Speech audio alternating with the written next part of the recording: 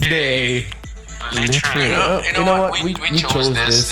This has been our lives now for many years, and now we're here finally in the draft of Geekay and Alpha 7 before we start going on a existential crisis about the rank we find ourselves in.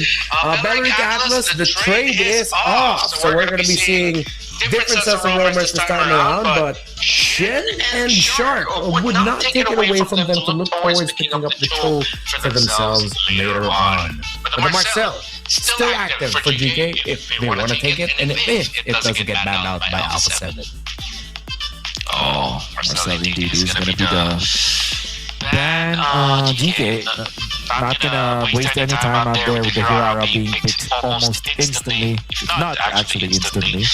But Alpha 7, how will they this again? The Barrats as well as well, I would have said the Poquito, but it's banned out. But yeah, now the Barrats available. Maybe the Valentine to go with it. Okay matchup against the Hirara for sure as the premier mid-lane mage that can actually survive an assassination attempt. Whereas, okay, it's going to be the party for Alpha 7 with the Uranus. Oh, alright. I think this is a good start. They can use the Uranus to bully. Sometimes, despite there being the presence of an Esmeralda, well-timed rotation could actually help Uranus to the point where it's just going to be cutting ahead of the Esmeralda. And then it's the Esmeralda falling behind. We did get to see that in 3 to 4 games in MSC, so the possibility is there. The Rush and the Harley, I like that they're... Just go ahead and pick them. They can at least use their third pick here on the red side to adjust based on what comes out of GK. Yeah. Okay, maybe not the Claw this time, maybe just... Okay, so Esmeralda first and then the Eudora. Eudora makes a lot of sense in general. Esmeralda in time immemorial that matchup. There was a time where it was Alice up against Uranus, but Esmeralda is ever so jealous, you know? She's not gonna let some other lady in the EXP lane take over that Uranus matchup. Esmeralda and Uranus are made to just match up against each other. They're like sun and moon, but this time it's like moon and Dancer and like planet. Yeah. I mean, Esmeralda can proudly proclaim to Alice, Uranus is mine. The Brody is the pickup there for Alpha 7. Not a lot of dagger for GK. Fight for the slow front. What you talking about? You about a slow front to back. Good damage spread here. And yeah, hey, say something smart, man. What are we gonna bet? You might just look for a show, I guess. That's something smart, man. Maybe it's because Shark is a player that is known for setup tanks. If you like, whenever I think about Shark, I think that he's more fitted into catch type heroes rather than sustain type of heroes. That's why sometimes the teams that he plays in, like Alpha 7 and teams before that, they're not as successful if it's like a sustain roam kind of metagame. So that's probably why they downloaded the show. Apart from that, maybe they might consider a Batang, which also saw some usage in the latter portions of the MSC. And the reason for that is because it has a great matchup against Assassins. And even if you're left with no Belleric or no Atlas, all of a sudden other heroes from the Roam opens. I think the Batang might be a consideration here for Alpha 7. We did see it rise up as one of the best options you could go for, but before we forget about the others, I mean, the Minotaur is still there, definitely pick that teams want to watch out for, and considering that you're up against all the bursts of the Eudora, if you could heal your team, why not? The Minotaur might do very well here for Alpha 7 if they can pick it up. They don't need to worry about the Valentina too. I don't know what I'm going to double down on it. Go for a red for Minotaur. And I believe that you can actually go for the roamer now because you wanna. at the same time, Hey! wow, well done, Omar. Thank you. That's a shark hero. That's a shark hero for sure, and it really fits the bill. Now, if you are Geekay Esports, if they pick the Claw here, I'm gonna lose it. So they absolutely will not go for that one. If they do, that's both Minotaur as well as the Uranus already two good answers to that flood. They probably will just go for a Melissa, although it loses against the Brody. Maybe maybe a Moskov actually, or Harith in fact might be even better compared to a Claude. They go Clint, which is fine, but I think it struggles against two tanky dudes and then a Harley. Yeah, exactly. I thought that Raph as a Clint. Yeah. You want to be able to burst someone down real quick. Although, if it's mistimed by Alpha 7, that's an easy pick-off for a Eudora and Clint onto the Harley. And really enough, once Clint is locked in, even Minotaur could melt through Eudora and Clint, but it's a lot that you need to burn just to take down one. Maybe they want poke here. Farsa maybe might not be bad. Well, the Vexana. Oh, the gourd. Of course. To be fair, there's not a lot of cancels for the, or at least a lot of die for Geekay Esports apart from the Hylos and obviously the Hirara, so maybe the gourd can actually work. And like I said, like the Clint and Eudora, they have long-range damage, but at the same time, they have to go through two tanky dudes, the Minotaur as well as the Uranus. Which kind of makes me think that, yeah, this probably is a good board game. Let's see if this will be successful. Based from the metagame, however, I feel like this composition coming up from Geekay Esports is very comfortable. In a way that they have the Hirara as well as the Clint. Kind of aligns with how the early game can work in their favor. On the other side, what they do have is the two tanky dudes plus the strong gold laner, which means that the Brody will have that Melissa treatment that we see from series number 1, where there's so much protection around the Brody that the Brody can just go for Sky Piercer, like what Edmund was able to achieve. Yes, you're right. Yeah, and just take over the game from getting a few stacks, just be such a massive threat against Geekay Esports. Well, let's see if all those conditions will get ticked by Alpha 7.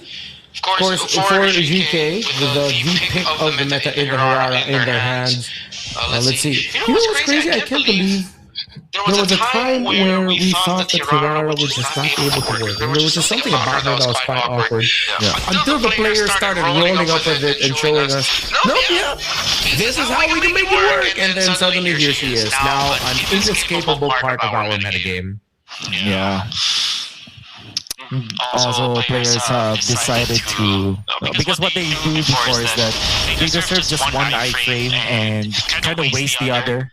Right now, the players you can see Kyrie, you see Niall, you see Zari, they reserve two iframes so that they can actually outplay their opponents. Like the management of the spell slot for the players have improved so much.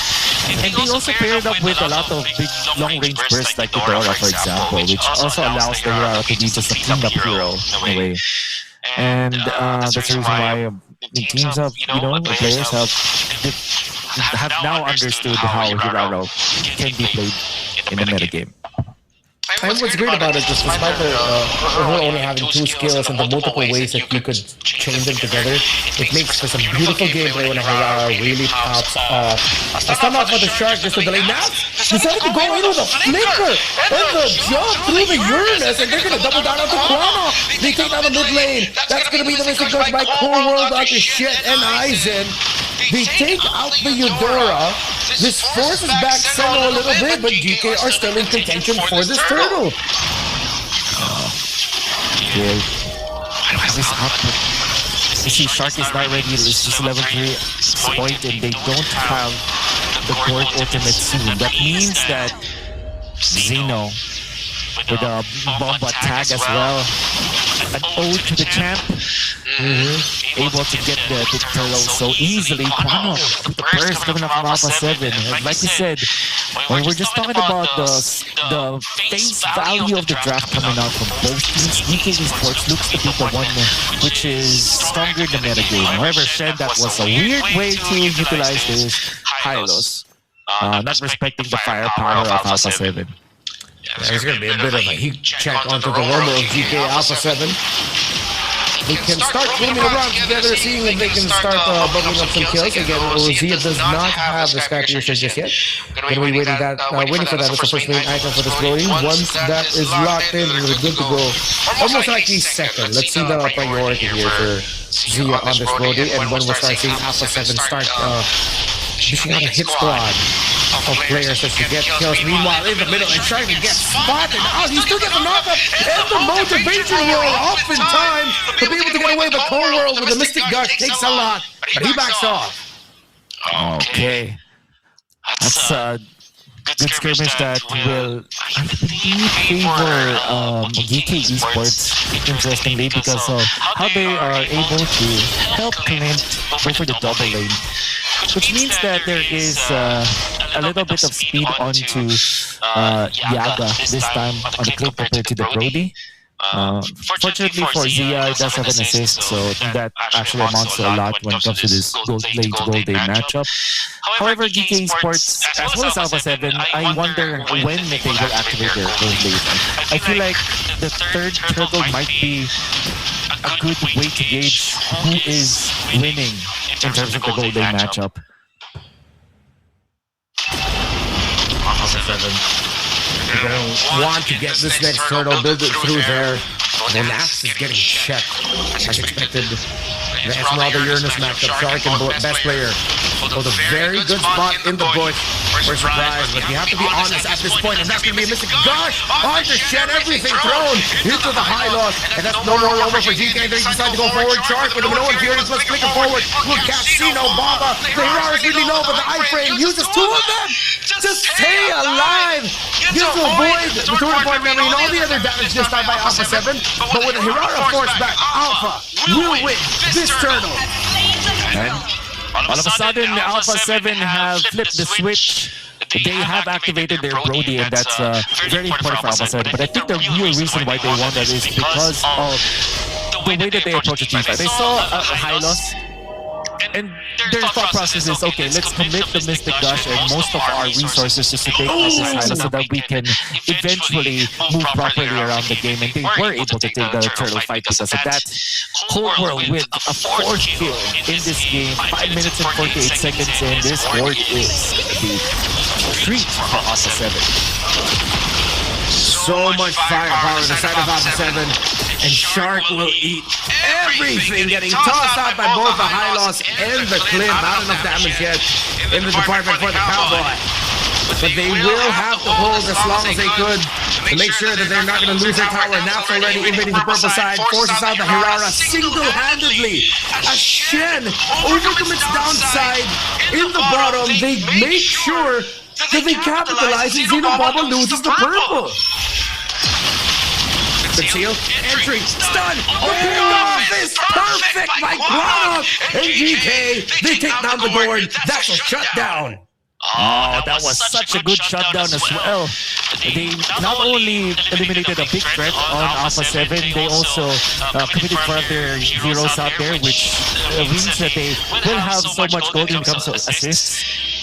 And also, the way that they coordinated it was so good, actually. Cold World could not even react, not even a flicker attempted there by Cold World, as the operation went so smoothly for Geekay Esports in the middle. And they even forced got a turret down the bottom lane, which means that they will equalize when it comes to the gold. Geekay Esports have taken back this game, and it's now free for all. Two items now for best player 1. Divine Blades just locked in for this Harley. Knock up from Shark, plus the pull, plus the burst combo. Shen, can he hold on? Yes, he will, just enough. Super vitalized to keep himself alive. Nash decides to go forward with the flicker. He's not going to be able to commit that kill. Onto the high loss, and now this Uranus might get punished. They're not coming on. Fury by Shark, lands up the 4. since Nas and Alpha 7 have been able to recover. They will region for a bit. Zeno has to... Oh no! Aizen actually will survive for not long enough, but long enough actually. Gets out of there, but the turtle has been compromised. Alpha 7 takes it. Good usage of the deadly magic, and as well as a torn apart memory to make sure that Aizen will not be able to get into position back. He survives, but he's not able to contribute to team fights anymore. And that's also true for how they poked Zeno out there. The Hirado being very low meant that he had to look for a way to regenerate, and unfortunately there wasn't enough time. Alpha 7 at 8 minutes and 20 seconds claim a very important momentum swing. We were talking about how both teams will be looking to their goldeners in the third turtle of the game, and Alpha 7 are going to be the first one to use it. They built up really well for it. They started seeing that Shen can be melted down real quickly. And anyone else, oh, that's gonna be Shen taking everything again. But he's gonna be able to bring down the glorious pathway. That's a stun coming in from Gotf. Right on the core roll, perfect. But Zia is well protected by these tacky boys. The turn point memory doesn't take down Gotf, but Nats does. 2 kills for Alpha. And no Skypiercer just yet for Zia. He went towards the route of getting the Malefic Gun and the Heptasis first. He's just about to build Skypiercer. Skypiercer Zeno picked it up a little bit early in this game, but unfortunately not able to get any stacks at all. The Geekay Esports are, I don't know why Best Player 1 is doing so much damage, even when they already have an Oracle for Aizen and there's a Radiant Armor, but it seems like they're not well equipped against the magic damage of Alpha 7. You can even think that at this stage in the game, they should have prioritized your Radiant Armors. And to be fair, Aizen needs the Oracle, but I feel like there is a world where you skip the Oracle and you go Radiant Armor so that you at least have ways to deal with the magic damage of Alpha 7, because right now, this First Lord, I don't think that Geekay Esports can actually last against the immense amount of damage that Best Player 1 as well as Corework can output. Add to that, there is a Skypiercer already locked in for the Brody. So there's Harley and Gordon in terms of the damage, and then throw a lot of physical and then instant kill damage once you reach a certain threshold to that. So either they take this, they risk all the aura and all the chances, or they just decide to back off. As Aizen already eat the deadly magics. It's going to be a quick return for the ultimate of the Harley. They're going to have to go back and play them out a little bit. So this is going to be a much longer dance. As Best Player still has to go up to orange. They will come back down for purple. Meanwhile, Geekay, sends Zeno to the opposite side of the map to clear up minions, forcing Best Player 1 to respond to that, dragging out the stance a little bit more. This looks a little bit more favorable for Geekay. They jump up the goal world immediately. No respect from Alpha 7 for the surprise glorious pathway and engage to get the combo off to onto board. So this makes it a little bit easier for them in the next dance. And how about that revitalized to protect Aizen? Turn apart memory will not be able to finish him off. And now they have found the Brody! Oh no! With a quick one! And now they found the Holy Starboard onto the Harley. Harley goes down. In exchange for the Esmeralda, they have taken 2 cores down from Alpha 7. And Shen, as well as this Clint, he will be pushing in the middle. While Hirada was taking the Lord. Nats tried to go for a kill of the Quanok, but Quanok has the last laugh. Nats has to back off in a massive team fight win for Geekay Esports. The Eudora comes in the clutch. Big time plays by Quanok. You can see it slowly building up. The stuns. The quick little stun as well from the Hylos to initiate things. The glorious pathway finally coming into effect here, and a little mix of Alpha 7 not respecting the sudden burst, engagement, and distance that Geekay can cover. Now they find themselves defending a Lord push. They are losing a lot of room in the map. In terms of the gold, they still have the damage and resources with them. This stage is gonna be scary because not only does it hit hard against heroes, it also can push fast. Matt shows himself. Look at that. Shen, Glorious Pathway to just zone out the members of Alpha 7. Not even used for any team fight. Just stands there, staring at the members of Alpha 7, just claiming that territory. Seems like he was just shrugging at them. Like, what now, boy? What you gonna do now with this Glorious Pathway, huh? Not gonna do anything. I still gotta revitalize. Pretty sure that's exactly what Shen's internal monologue sounded like. Don't quote me on that. That's just a theory. I'm just saying what it might actually sound like. Oh, now! Decided to go ahead and check Shen again with the Glorious Pathway. Splits Alpha 7 in half. Will they be able to help their Uranus in time? The answer is no. Perfect Glorious Pathway. Oh my god, what an entry! By Zeno! Even the counter to no one Fury for Alpha 7 couldn't lead into them getting more damage off. Geekay walked away with a big win! Coordinated attack coming out from Geekay Esports, especially with how they were able to utilize this Eudora.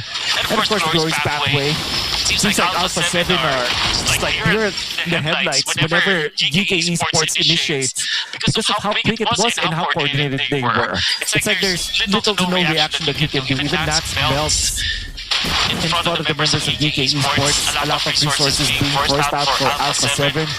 That's why Geekay Esports are able to push afterwards. Really good stuff that we're seeing from this team. And Alpha 7 really needs to just pick themselves up again because 22 seconds from now, we are going to see the Lord spawn. And Alpha 7 needs to take care of Core World. Number 1. And number 2, they also have to allow Zia to just stack up and pop the torn apart memory that will be threatening for Geekay Esports. You just have to sort out their priorities in the team fight, and you've laid it all down perfectly. They essentially have everything they need to win a big one. It's just Geekay has been dismantling them pretty easily. We just bring down a Glorious Pathway and then things change. Like the whole picture of the team fight changed. Suddenly it's easier for Gotf and he's got a full combo off. Aizen to come in as well with a falling star mode, and then that opens up so much space for Yaga on that Clint to deal damage. Where does it start for Alpha 7 in this lore dance? First of all, the bottom lane they have to take care of because the slow push from Geekay Esports is going to be a problem for them. And second is the mid lane. We'll see. Glorious Pathway brought out. That might have been early, and maybe that was the play. Force it out as soon as they could. So they can find an opening, even just a little one. But as you pointed out, the minion waves in the side lanes do not favor Alpha 7. If they lose this team fight, it could be bad. Naps providing all the vision. They know how low the Lord is. Geekay will retract. Will go back. Best player wants to getting his orange buff. Holding left bush mid is Shark. Nice slow dance closer to Alpha 7's temple. Knockups, 2 on them, both on best player and Zia. They're not going to be able to capitalize on it. Shark goes through them, no Fury, Aizen and Shen! The bomb all the way to the back, even Gotf with a flicker in the combo! Because Shark decided to initiate forward, Zia and Core World were left open for Geekay. Just gonna say it, Gotf on this Eudora is unreal. The angles that he's looking for and the way that he times it makes it so that he is uncontested. There was no damage dealt to Gotf, whereas Alpha 7 are caught with their tail tucked in between their legs. They're trying to run away. Good deadly magic, immortality is gonna be popped. No revitalize or even a winter crown. Best player finally finds an opening up against Zeno. Very long time have they not been able to get a team fight win. And an important one at that as well, Geekay Esports losing their jungler in this push means that there's a lot of damage that has been lost from their part. So Alpha 7 might feel a little bit more confident running towards the direction of Geekay Esports in this defense. Good wings there for the Eudora. You're right, Gotf has been... We've seen sneaky Barris. This is a really sneaky Eudora, flickering and comboing out of nowhere right into the face of the core members of Alpha 7. He is really good with it. He keeps tossing it towards Nash as well, poking this Uranus down. You usually think that Uranus doesn't care about that burst, but Gotf is making Nash care about all the damage he gets to toss out onto him. Gen down really low. They might be able to get something out of this. Geekay ready to respond. Alpha 7 bounce out the Mystic Gush. They're not going to be able to get it good.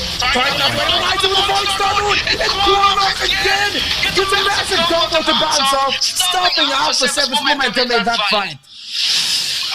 Doris pathway into the Falling Star Moon, into the good targeting coming up from Quanok.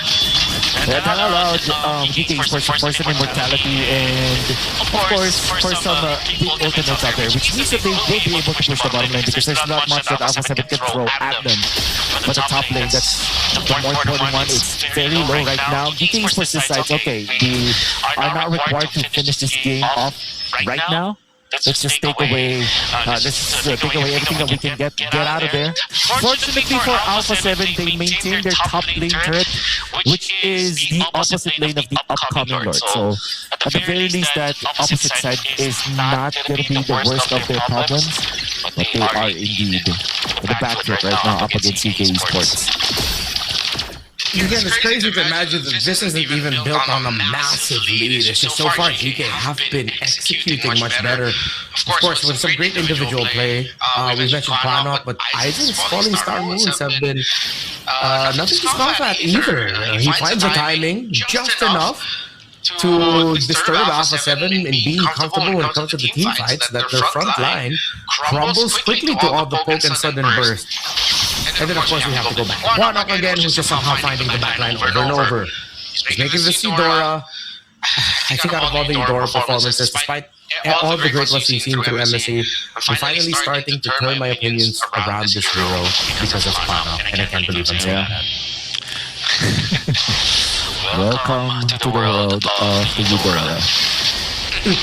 And of course, Geekay Esports are slowly going for the lead this time, and they're actually zoning on themselves Alpha 7. I think the prompt was there was the Harley up top, so they decided, okay, let's go for a ninja play. Flicker with the full combo with the Harley! Zia gets a shutdown, but Zeno Baba takes down Zia! Quanok, you are a Eudora god among men! 3 members of Alpha 7 are down, and Geekay only lost their Eudora. But it was the trade of all trades, the flicker forward by Yaga with the combo! They take down Cold World! Nats cannot hold on anymore against this onslaught. Geekay take game 1. I wish there was a CCTV recording of my reaction because I blew my brains out from that play coming out of Quanok. And they're not even hyped, Renmar. It's just another Tuesday for them. Quanok, God among men when it comes to the Eudora. Definitely the MVP of this game. Able to sneak a lot of play. At one point, they just went, oh man, team fight. Everything has gone to hell, but Quanok knew he had one job. Let me get someone down. Oh, it's gonna be this Harley. I see him right there. I'll flicker, I'll combo, I'll get the trade. What the heck? Oh, I'm in disbelief. Everybody's just improving right now in the world of Mobile Legends. You would think that, yeah, they could have won the DCT Americans. Yeah, they could have won the wildcard. They have Matt's MSC champion. They have Zia and Shark. They have best player. They Whole World probably can easily take this game away from Geekay Esports, but that's not the case. In fact, Geekay Esports, the way that they're moving, the way that you're seeing them, it seems like they're even the team that has more years of Mlbb compared to Alpha 7 in them. That's how ridiculous this game went by, and then just we're just here witnessing greatness, Quanok's greatness. Oh my, he was so clean with it too. Everything happening in front of him, he was like, guys, I'm not using any of my skills to help you. I'm waiting for this Harley to come out. And it was the perfect call. You can feel the frustration from the other side of the screen, because best player looked like he was so ready to fight. He was like, alright, I'm ready, let's do this. Oh, I'm dead. Quanok has just taken me out. We don't have game MVPs, but that man is my MVP for this one for sure. 100 million%.